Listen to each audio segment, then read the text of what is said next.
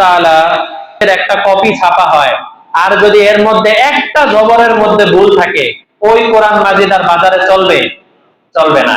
ছোট ছোট বাচ্চারা, হাফেজে কোরআন 10-12 বছরের বাচ্চারা দেখে বলবে, এই প্রেস থেকে যে কোরআন মাজিদ বের হয়েছে এটা ভুল, এটা আপনারা কেউ কিনবেন না। দেখা যাবে এটা আর কেউ কিনবেও না। এই কোরআন মাজিদ যদি আল্লাহ না করুক জ্বালিয়ে পুড়িয়েও শেষ করে দেওয়া হয়, আল্লাহ তাআলা লক্ষ লক্ষ মানুষের বুকের ভিতরে এই কোরআন ঢুকায় রাখছেন, তাদের মাধ্যমে আল্লাহ তাআলা এই কোরআনকে আবার দুনিয়ার মধ্যে জিন্দা করে দিবেন এবং কিয়ামত পর্যন্ত থাকবে। কিন্তু কিয়ামতের আগে একটা ঘটনা ঘটবে, যেটা আল্লাহ রাসূল ভবিষ্যৎবাণী করে গেছেন। কিয়ামতের অল্প কিছুদিন আগে ফজরের সময় ইমাম সাহেব আসবেন মসজিদে নামাজ পড়ানোর জন্য। নামাজ পড়ানোর জন্য একটা পড়লাম 14 পারার 11 নম্বর পৃষ্ঠা থেকে, আরেকটি পড়লাম 17 পারার 3 নম্বর পৃষ্ঠা থেকে। তো দোনো আয়াতের মূল কথা হলো যে আমি মানুষের কাছে যুগে যুগে অনেক রাসূলদেরকে পাঠিয়েছি। 14 পারায় আল্লাহ বলেন, এই সমস্ত রাসূলদেরকে আমি পুরুষদের মধ্য থেকে আমি রাসূল পাঠিয়েছি, আমি কোন মহিলাদেরকে রাসূল বানাইনি, পুরুষদেরকে আমি রাসূল বানিয়েছি। এবং তাদের সবার দায়িত্ব হলো নূহি ইলাইহি, আমি তাদের কাছে ওহী পাঠাতাম, ফেরেশতার মাধ্যমে ওহী পাঠাতাম, আর বলতাম আপনি মানুষের কাছে বলেন লা ইলাহা ইল্লা আনা ফা'বুদুন, যে আমি ছাড়া, আনা মানে আমি, লা ইলাহা ইল্লা আনা। আনা এখানে বলা হয়েছে, আমরা তো কালেমা পড়ি হলো লা ইলাহা ইল্লাল্লাহ, আল্লাহ ছাড়া কোনো মাবুদ নাই, কিন্তু কোরআনের এই আয়াত হলো লা ইলাহা ইল্লা আনা। এর অর্থ হলো আপনি মানুষের কাছে বলে দেন, সব রাসূলদেরকে আল্লাহ তাআলা আদেশ করতেন, আপনি মানুষের কাছে বলে দেন যে আমি ছাড়া অন্য কোনো মাবুদ নাই। যেহেতু আমি ছাড়া অন্য কোনো মাবুদ নাই, ফা'বুদুন, সুতরাং ইবাদত করতে হলে একমাত্র আমারই ইবাদত করতে হবে, আর কারো ইবাদত করা যাবে না। কিন্তু সাথে সাথে কাফেররা বলতে থাকে ওয়াকালু ইত্তাখাদার রাহমানু ওয়ালাদান সুবহানাহু। এক এক কাফের এক এক কথা বলে। কোন কাফের বলে আল্লাহ তাআলার সন্তানাদি আছে, ঈসা আলাইহিস সালাম আল্লাহর সন্তান, এমন কথাবার্তাও বলে। তো এরকম বিভিন্ন ধরনের, কেউ বলে, ইহুদিরা বলতো উযাইর আলাইহিস সালাম আল্লাহর সন্তান। মক্কায় যারা মুশরিক ছিল তারা বলতো ফেরেশতারা হলো আল্লাহর মেয়ে। কি আজীব আজীব কথাবার্তা তারা বলতো। তো আল্লাহ তাআলা বলেন এরকম অনেক কথার সম্মুখীন নবী রাসূলরা হবেন, কিন্তু আপনাদের কাজ হলো আপনারা দাওয়াতের কাজ প্রচার করে যাবেন। তারা একটা কথা বিশেষভাবে বলতো কাফেররা, যে আমরাও মানুষ তারাও মানুষ। বিশেষ করে আমাদের নবীজির ব্যাপারে তারা যে কথাটা বলতো, এই কথাটা তো আল্লাহ তাআলা 19 পারায় আয়াত নাযিল করছেন। তারা বলতো মালি হাদার রাসূল, কোরআনের আয়াত, মালি হাদার রাসূল, এই মুহাম্মদ আবার রাসূল কিভাবে হয়?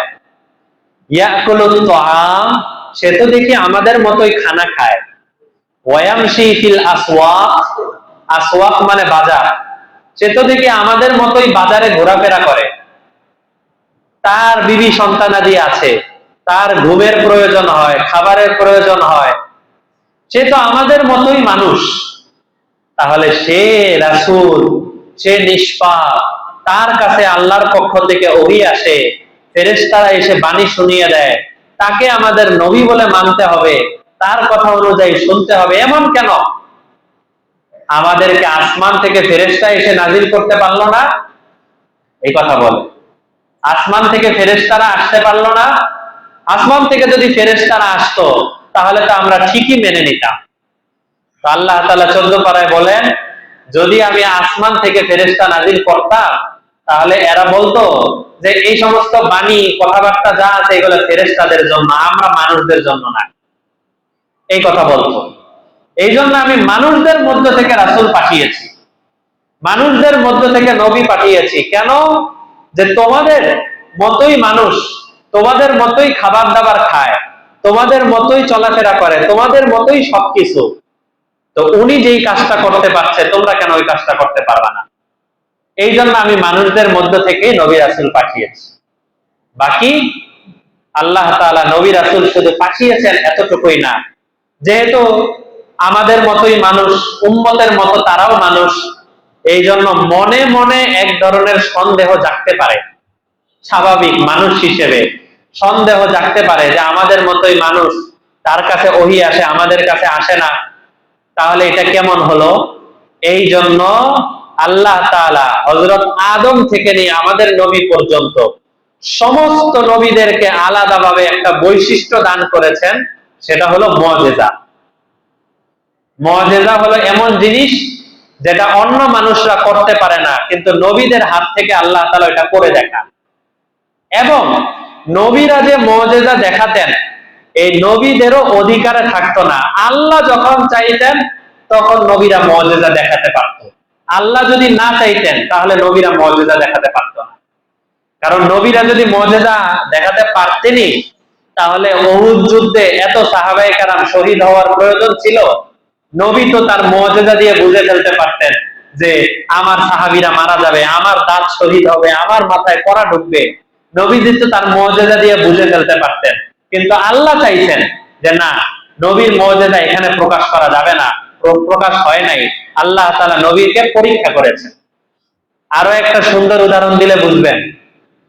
হযরত ইউসুফ আলাইহিস সালাম, ওনার বাবা হযরত ইয়াকুব আলাইহিস সালাম, ইয়াকুব আলাইহিস সালামের কাছে তার 10 সন্তান এসে বলে, আমাদের ভাই ইউসুফকে আমাদের সাথে দেন, আমরা একটু খেলাধুলা করব, কিছু খাওয়া দাওয়া করব।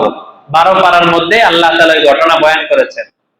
তা আমরা কিছু খেলাধুলা করব, খাওয়া দাওয়া করব। তো এই কথা বলে বাবার কাছ থেকে নিয়ে গেছে। নিয়ে যাওয়ার পরে এবার মিটিং বসাইছে, এবার এই ছেলেকে কি করা যায়। তো মিটিং এ পাস হয়েছে, একজন বলে হত্যা করে দাও, উকতুলু ইউসুফ, কোরআনের আয়াত। একজন বলে মিটিং এর মধ্যে, উকতুলু ইউসুফ আবিতরাহু আরদান ইয়াকলু লাকুম ওয়াজহু আবিকুম ওয়া তাকুনু মিন বাদিহি কওমান সালিহিন, কোরআনের আয়াত। বলে ইউসুফকে হত্যা করে দাও।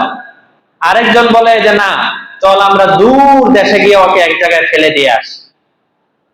তো তাদের মধ্যে যে বড় ভাই ছিল, 10 ভাইয়ের মধ্যে বড় ভাই, এই বড় ভাই বলল এত পেরেশানির প্রয়োজন নাই, ওই দূরে একটা কূপ আছে, ওই কূপের মধ্যে গিয়ে ফেলে দিয়ে আসো, বাস কিসা খালাস, এখানেই সে থাকবে, কয়েকদিন পরে খাবার দাবার পাবে না, সে মারা যাবে। এই কথা বলে তাকে কূপের মধ্যে ফেলে দিয়ে আসছে। বর্ণনায় পাওয়া যায় হযরত ইয়াকুব আলাইহিস সালাম থেকে কূপের দূরত্ব অনেক বেশি ছিল না, কাছাকাছি ছিল, হয়তো কয়েক কিলোমিটার দূর হবে। তো এই কূপ থেকে আল্লাহ তাআলা ওনাকে উঠিয়ে, কত লম্বা ঘটনা, চলতে চলতে চলতে চলতে এক পর্যায়ে আল্লাহ তাআলা ওনাকে নদী পার হয়ে মিশরের অর্থমন্ত্রী বানায় দিয়েছেন, ইউসুফ আলাইহিস সালামকে।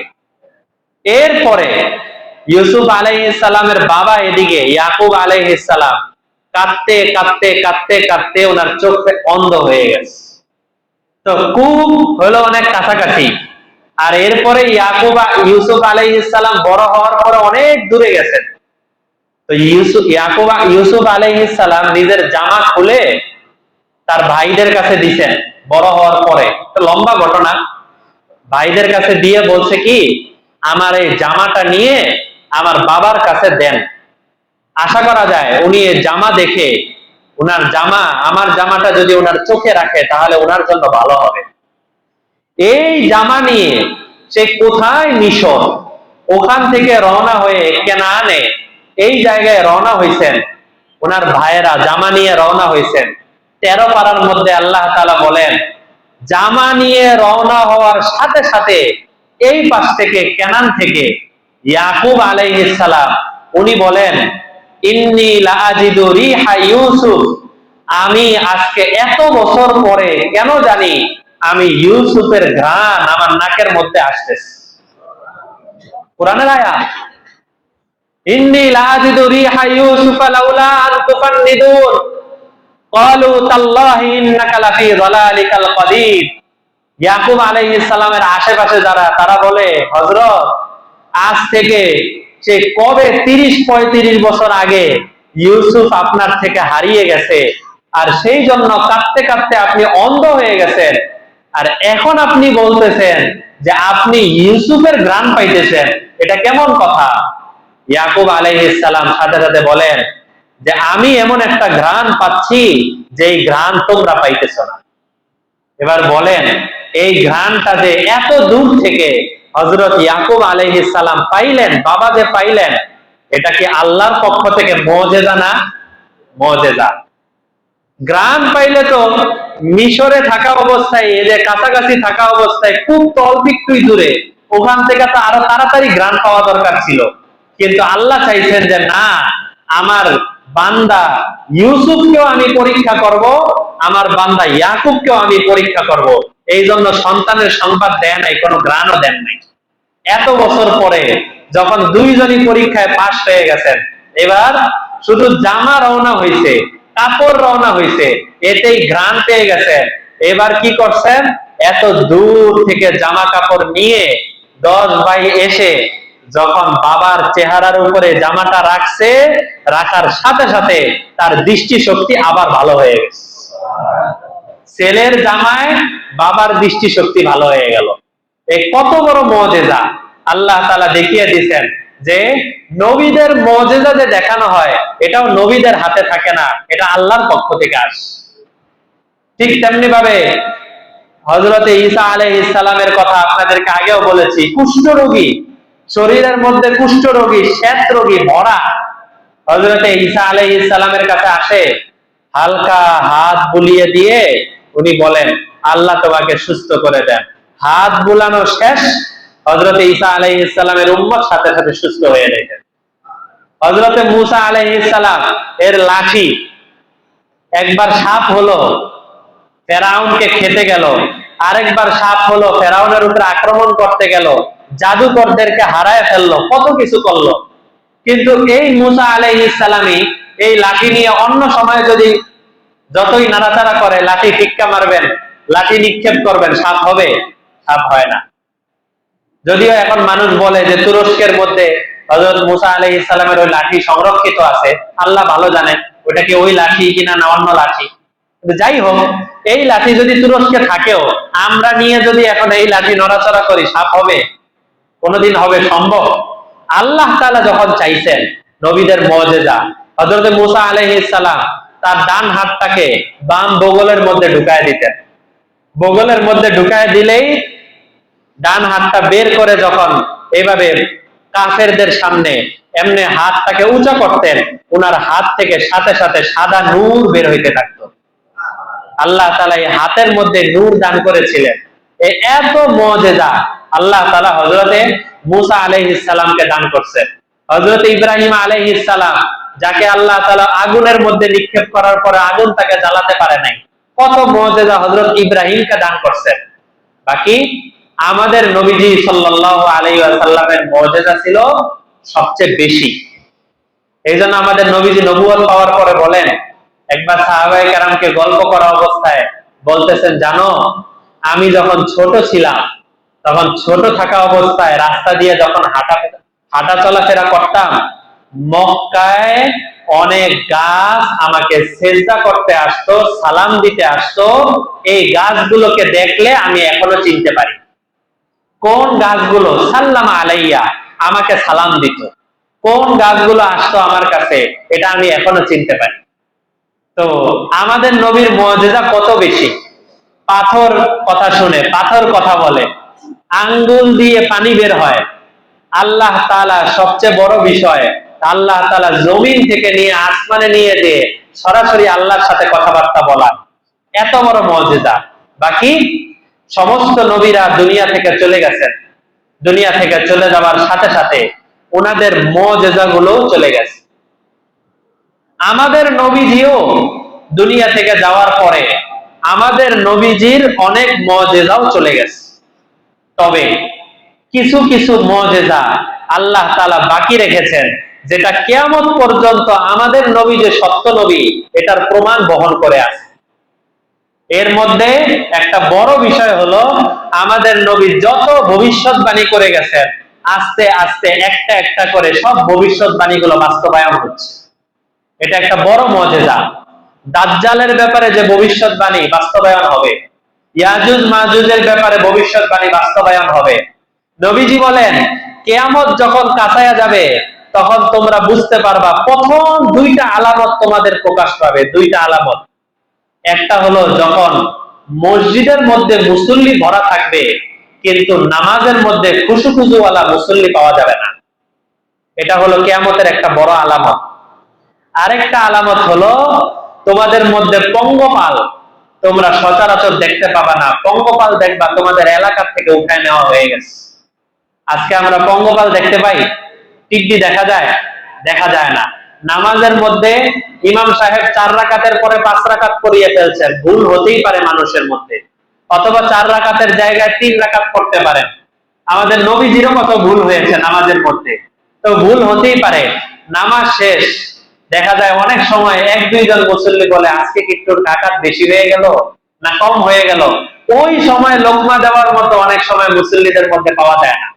এরকম অনেক সময় হয়ে যায় না? কেন? খুশুখুজু নাই আমাদের মধ্যে। নামাজের মধ্যে ঢোকার পরে যে আমি আল্লাহর সামনে দাঁড়াচ্ছি, এই খুশুখুজু নেই, যার কারণে নামাজের রাকাত সংখ্যাও বলতে পারি না। ইমাম সাহেব ভুল করলে অনেক সময় ভুলও পিছন থেকে লোকমা দিতে পারি না, খুশুখুজুর দুর্বলতার কারণে। ঠিক তেমনি ভাবে আল্লাহ রসুলের আরেকটি মুজিজা হলো এই আমাদের কোরআনুল কারীম। কোরআন মাজিদ এটা কিয়ামত পর্যন্ত আমাদের নবীজির একটা বড় মুজিজা, যেটা আল্লাহ তাআলা আমাদের হেদায়েতের জন্য পাঠিয়েছেন। কিন্তু আমাদের হেদায়েতের জন্য পাঠানোর পরে একদম কিয়ামত পর্যন্ত এই কোরআন মাজিদকে হেফাজত করা, সংরক্ষণ করা, এটাকে বাকি রাখা, এগুলা সব জিম্মাদার কে? আল্লাহ তাআলা। উনি নিজে এগুলার জিম্মাদারি নিয়ে নিয়েছেন, যে কারণে কোরআন মাজিদ এখন পর্যন্ত সংরক্ষিত আছে। একজন কোন ছাপার খানা থেকে, কোন প্রেস থেকে যদি কোরআন মাজিদের একটা কপি ছাপা হয় আর যদি এর মধ্যে একটা জবরের মধ্যে ভুল থাকে, ওই কোরআন মাজিদ আর বাজারে চলবে? চলবে না। ছোট ছোট বাচ্চারা, হাফেজে কোরআন 10-12 বছরের বাচ্চারা দেখে বলবে এই প্রেস থেকে যে কোরআন মাজিদ বের হয়েছে এটা ভুল, এটা আপনারা কেউ কিনবেন না। দেখা যাবে এটা আর কেউ কিনবেও না। এই কোরআন মাজিদ যদি আল্লাহ না করুক জ্বালিয়ে পুড়িয়েও শেষ করে দেওয়া হয়, আল্লাহ তাআলা লক্ষ লক্ষ মানুষের বুকের ভিতরে এই কোরআন ঢুকায় রাখছেন, তাদের মাধ্যমে আল্লাহ তাআলা এই কোরআনকে আবার দুনিয়ার মধ্যে জিন্দা করে দিবেন এবং কিয়ামত পর্যন্ত থাকবে। কিন্তু কিয়ামতের আগে একটা ঘটনা ঘটবে যেটা আল্লাহ রসুল ভবিষ্যৎবাণী করে গেছেন। কিয়ামতের অল্প কিছুদিন আগে ফজরের সময় ইমাম সাহেব আসবেন মসজিদে নামাজ পড়ানোর জন্য। নামাজ পড়ানোর জন্য আসার পরে বলবেন আরেকজন মুয়াজ্জিন সাহেব বা অন্য যারা আছে মুসল্লি, তাদেরকে বলবেন যে ভাই নামাজ তো পড়াবো, সূরা ফাতিহাটা যেন কি প্রথম যেন কি কেরাতটা পড়তে হয় আমার তো মনে আসতেছে না, আমি তো ভুলে গেছি। তিরমিজি শরীফের হাদিস। প্রশ্ন করবে, জিজ্ঞেস করবে, আমার তো ভুলে গেছি, আমার তো মনে নাই। তখন মুসল্লিরা বলবে কি যেন পড়তে হয় প্রথম রাকাতে। মুসল্লি এক একজনকে জিজ্ঞেস করতে থাকবে, সবাই বলবে আমাদেরও তো মনে নাই, আমাদেরও তো মনে নাই। কোথায়? সূরা ফাতিহার কথা, আলহামদুলিল্লাহি রাব্বিল আলামিন, এই কথাটাও সবাই ভুলে যাবে। কোন সূরার কথা কারো মনে থাকবে না। এক পর্যায়ে মুসল্লিদের মধ্যেই, উপস্থিতদের মধ্যে একজন সিদ্ধান্ত জানাবে যে তাহলে চলেন, কোরআন শরীফ তো মসজিদের র্যাকে রাখা আছে, মসজিদের র্যাক থেকে কোরআন শরীফ খুলে আমরা সেটা দেখে নেই, সমস্যার সমাধান। ওই সময় মুসল্লিরা গিয়ে বা ইমাম সাহেব গিয়ে কোরআন শরীফটা র্যাক থেকে বের করে যখন হাতে নিবে, দেখার পরে দেখবে যে পুরা কোরআনের কপি, এটা আর কালো কোনো অক্ষর নাই, পুরোটা সাদা হয়ে গেছে। কিয়ামতের আগে আল্লাহ তাআলা এই কোরআনকে নাজিল করেছিলেন, এই কোরআনকে আবার উঠিয়ে নিয়ে যাবেন। বলবেন এই কোরআন আর তোমাদের কাছে রাখবো না, এখন দুনিয়ার মধ্যে ফাসিক ফুজ্জার ভরে গেছে, আল্লাহ আল্লাহ বলনেওয়ালা কোনো মানুষ এই দুনিয়াতে আর নাই, কোরআন হেফাজত করবে এরকম কোন মানুষ দুনিয়াতে নাই, এই জন্য আমার কোরআন আমি উঠায় নিয়ে গেলাম। বাকি আগের থেকে একটা বড় আলামত হলো যে যুগে যুগে হক্কানি ওলামায়ে কেরাম কমতে থাকবে আর বাতিল আস্তে আস্তে বাড়তে থাকবে। আল্লাহ রসুল বলেন ফাযাল্লু ওয়াযাল্লু, হক্কানি আলেমদেরকে মানুষ পাবে না, যে কারণে ইত্তাখাযান নাসু রুউসান জুহালা, তারা বাতিলদেরকেই বড় বড় নেতা মনে করবে, আর নেতা মনে করে বাতিলদের কাছে যাবে, আর তাদের মনে করবে উনি তো আমাদের বড় বড় নেতা, উনি ভালো বোঝেন। এই রুউসান জুহালা, জাহেলদেরকে তারা নেতা বানাবে। ফাযাল্লু ওয়াযাল্লু, জাহেলরা নিজেও গোমরাহ এবং মানুষদেরকেও গোমরাহ করতে থাকে। এইভাবে আস্তে আস্তে কিয়ামত পর্যন্ত পুরা দুনিয়ার মধ্যে ফাসেক ফুজ্জার ভরে যাবে, এক পর্যায়ে কিয়ামত চলে আসবে। তো বোঝানো উদ্দেশ্য যে এই কোরআনকে হেফাজত করবেন আল্লাহ তাআলা। এই কোরআনকে যদি কেউ, আমাদের দেশে যেটা হয়েছে, এই কোরআনকে যদি কেউ অবমাননা করে, এই কোরআন অবমাননা করলে আলাদাভাবে রাষ্ট্রের বিচারের প্রয়োজন নাই, ওই লোকটাকে ছেড়ে দিলেই হবে, মানুষই তার উত্তম মাধ্যম বিচার করে দিবে। কিয়ামত পর্যন্ত এটা চলবে, কিছু করার নাই। এই যে নর্থ সাউথ বিশ্ববিদ্যালয়ের মধ্যে যে ছাত্র কোরআনকে স্পষ্টভাবে কি করলো, কোরআনের কপিটা খুলছে, খোলার পরে পায়ের নিচে রাখছে, এরপর পা দিয়ে পাড়াইছে, ওইটা ভিডিও করছে, সেটা আবার ফেসবুকের মধ্যে ছাড়ছে। এত বড় খারাপ কাজ করতে পারলো, তো তাদেরকে ধরার পরে বলে মানসিক কোনো সমস্যা আছে কিনা আমরা নিয়ে যাই, থানায় হাজতে নিয়ে যাই। মনে রাখবেন, পৃথিবীতে কয়েকটা বিচার এমন আছে যে বিচারগুলোর ব্যাপারে রাষ্ট্রের হাতে ওই বিচার অর্পণ করা যাবে না। অর্পণ করতে হবে, রাষ্ট্রের হাতে অর্পণ করতে হবে, কিন্তু রাষ্ট্র যদি সঠিকভাবে বিচার না করে, তাহলে জনগণ সেই বিচার যদি করে ফেলে, তাহলে আল্লাহ তাআলা ওই জনগণকে কোনো শাস্তি দিবেন না। এর মধ্যে একটা বড় ব্যাপার হলো, কোন স্বামী যদি তার স্ত্রীকে নিজ চোখে দেখতে পায় যে আমার স্ত্রী কারো সাথে জিনা ব্যভিচারে লিপ্ত আছে, এরপর সে নিজেকে নিয়ন্ত্রণ করতে পারে নাই। হাদিসের মধ্যে আছে, এক সাহাবী নবীজির কাছে আসছেন, আসার পরে বললেন আমি নিজে দেখলাম আমার স্ত্রী আরেক পুরুষের সাথে এই ধরনের কাজ করছে, আমি কি করব? নবীজি বলেন তুমি সাক্ষী নিয়ে আসো। ওই সাহাবী নবীজির সামনে গলা উঁচু করে ফেলছেন, আমি আমার স্ত্রীকে এই জাতীয় কাজ করতে দেখে আসলাম, এরপরে আমি যে স্ত্রীকে হত্যা করি নাই, এই জন্য তো শুকরিয়া আদায় করা দরকার, আমি আবার সাক্ষী খুঁজতে যাব? তো তখন আল্লাহ রসুল বলছেন, কোন স্বামী যদি তার স্ত্রীকে এই জাতীয় কাজ করতে দেখে, এরপরে নিয়ন্ত্রণ হারিয়ে এরকম হত্যার দিকে চলে যায়, তার জন্য শাস্তি হবে, বিচার হবে। কিন্তু কেসাস যেটা হত্যার বিনিময় হত্যা, এই কেসাস তাকে নেওয়া যাবে না। কেন নেওয়া যাবে না? কারণ এটা তার মাজবুর, সে বাধ্য ছিল, কারণ তার শরীরে এমন ভাবে আঘাত লাগছে যে আমার বিবি আরেকজনের সাথে এই ধরনের কাজ কারবার করে, আমি তো নিজেকে নিয়ন্ত্রণ করতে পারবো না, এবং নিয়ন্ত্রণ না করাটা স্বাভাবিক, এই জন্য সে হত্যা করে ফেললে তার কোনো কেসাস নাই। ঠিক তেমনি ভাবে কেউ যদি কোরআনের অবমাননা করে, কেউ যদি আমার নবীজিকে গালি দেয়, এরপরে কোন তাওহীদি জনতা, কোন মুসলমান যদি তাকে হত্যা করে ফেলে, তাহলে এর বিনিময়ে তার কোনো কেসাস নেই। হ্যাঁ, রাষ্ট্রের কাছে জানানো হবে, রাষ্ট্রের কাছে বলতে হবে যে আপনারা বিচার করেন, কিন্তু আমাদের দেশের যে রাষ্ট্র 2 মাস পরে দেখবেন যে সুন্দর মতো আগের মতো ঘোরাফেরা করতেছে, এটার কোনো বিচার হবে বলে মনে হয়? কিন্তু আমাদের দেশের আফসোসের সাথে বলতে হয় যে শেখ মুজিবুর রহমান সাহেবকে যদি গালি দেওয়া হয় তাহলে এর কঠিন বিচার হয়, জিয়াউর রহমান সাহেবকে যদি গালি দেওয়া হয় তাহলে এর কঠিন বিচার হয়, কিন্তু আমার নবীজিকে গালি দিলে এর কোনো বিচার আমাদের দেশে নেই। আছে নাকি? শুনছেন যে আমাদের নবীজিকে গালি দেওয়ার কারণে তার ফাঁসির কাস্টে ঝুলতে হয়েছে, নবীজিকে গালি দেওয়ার কারণে তাকে এত বছর জেল রাখা হয়েছে। মানুষ যখন অনেক মিছিল মিটিং শুরু করে দেয়, তখন পরিস্থিতি ঠান্ডা করার জন্য এদেরকে জেলে নিয়ে যায়, দেখা যায় কিছুদিন পরে আবার ইজ্জতের সাথে ঘোরাফেরা করতেছে। কেন? এই যারা রাষ্ট্রনায়ক, আমাদের দেশের জন্য যারা অনেক কাজ করছে, তাদের চাইতে আমাদের নবীজির মান মর্যাদা কি কম? কত বেশি! তুলনা হয়? কোনোদিন তো তুলনাও করা সম্ভব না। কিন্তু দেখা যায় এই যে কোরআনের অবমাননা হলো, কোরআনকে এইভাবে পারানো হলো, পদদলিত করা হলো, এটার বিচার যদিও থানায় নিয়ে গেছে, এই জন্য আমরা আলাদাভাবে তাকে ধরে কোনো শাস্তি দিতে যাই না এবং ওটার বিরুদ্ধে কিছু বলি না, কিন্তু আমরা ছোট জায়গা থেকে রাষ্ট্রের কাছে এটা দাবি করতে পারি যে এর বিচার ফাঁসি হওয়া উচিত।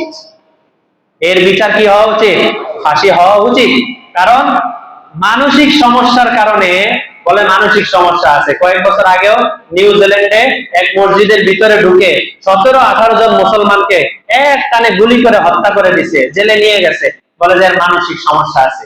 এই জন্য মানসিক সমস্যার কারণে কাউকে তো আজ পর্যন্ত দেখা গেল না খ্রিস্টানদের বাইবেল সে নিজে পা দিয়ে পাড়াইতে, দেখা গেছে মানসিক সমস্যার কারণে। হিন্দুদের ধর্মের অবমাননা করতে, কিন্তু কোরআনের মধ্যে গিয়ে সমস্ত ধরনের মানসিক সমস্যা হয়। আর আমাদের দেশের একটা অবস্থা হলো যে যখন আগুন লাগা শুরু হয় তখন দেখবেন লাগাতার আগুন লাগতে থাকে, যখন অ্যাক্সিডেন্ট হওয়া শুরু হয় তখন লাগাতার অ্যাক্সিডেন্ট হতে থাকে। যখন এই ছেলেটা কোরআনের অবমাননা করলো, এই এক সপ্তাহের মধ্যে আরো 2-3 জায়গায় কোরআনের অবমাননা হয়ে গেছে এক সপ্তাহের মধ্যে।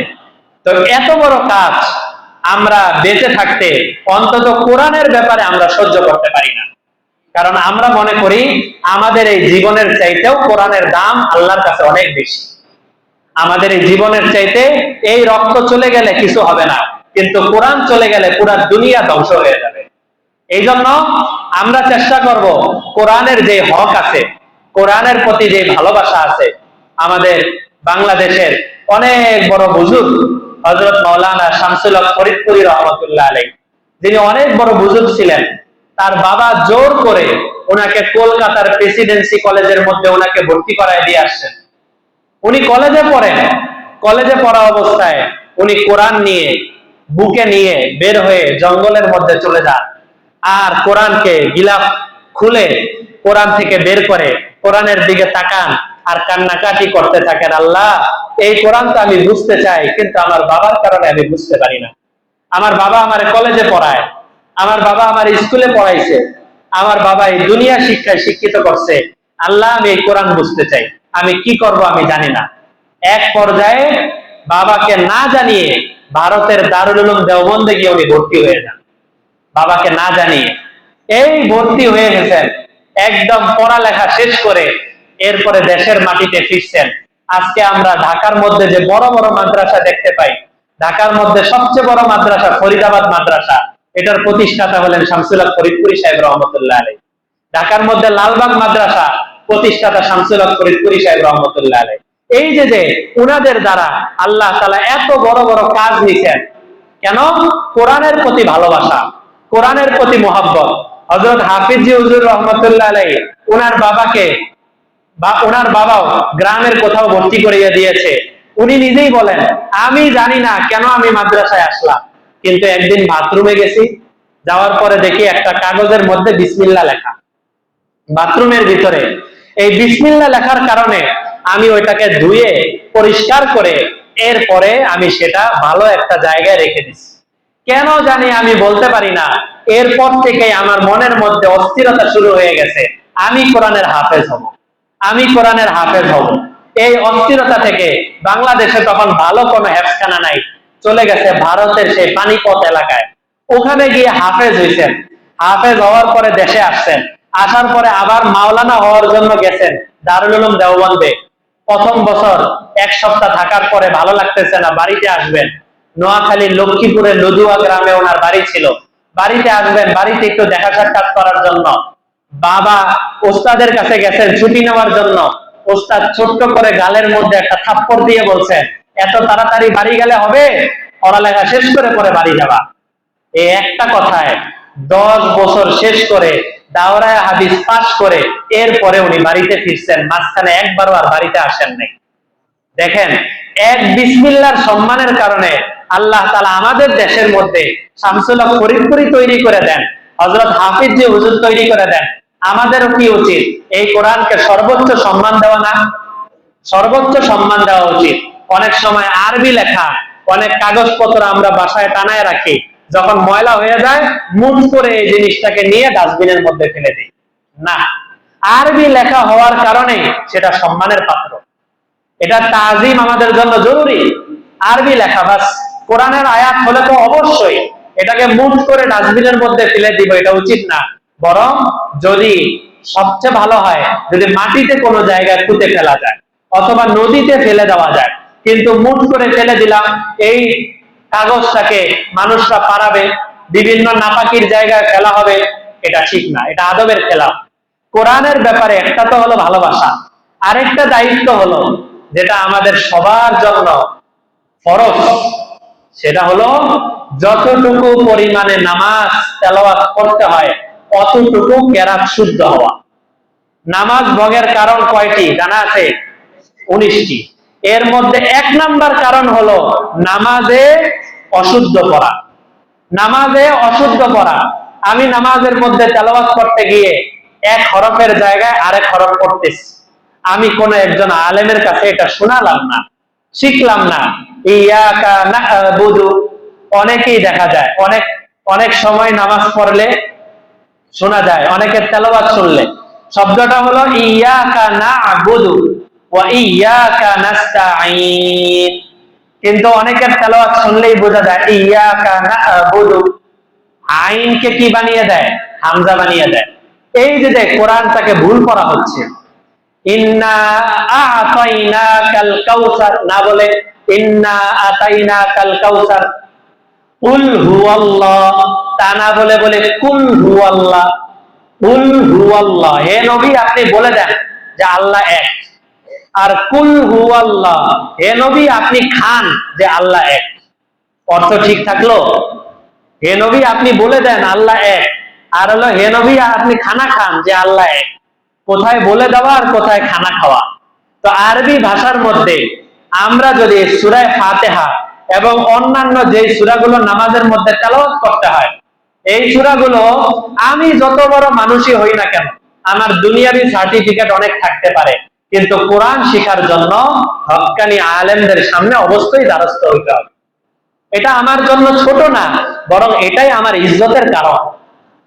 আমাদের মুসল্লিদের মধ্যে এমন অনেক মানুষ আছেন যারা আমার চাইতে অনেক বুঝমান, আমার চাইতে আপনাদের জ্ঞান অনেক বেশি, আমাদের ইমাম সাহেবের চাইতে আপনাদের জ্ঞান অনেক বেশি, এমন থাকতে পারে।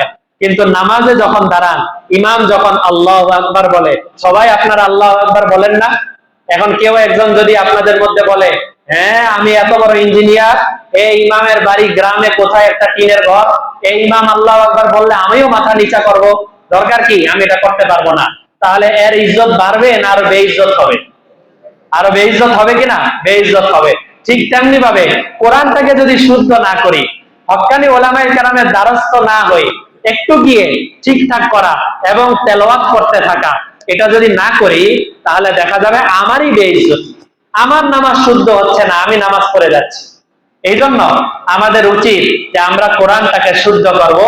সর্বশেষ আল্লাহর রাসূল বলেন যে তোমরা কোরআন শিখো, যদি শিখতে না পারো 1 নাম্বার কোরআনের আলেম হও, যদি আলেম হইতে না পারো তাহলে কোরআনের তালেবে ইলম হও, যদি তালেবে ইলম হইতে না পারো তাহলে কোরআনের ব্যাপারে সাহায্য করো, যদি সাহায্য করতে না পারো তাহলে কোরআন ওয়ালাদেরকে ভালোবাসো।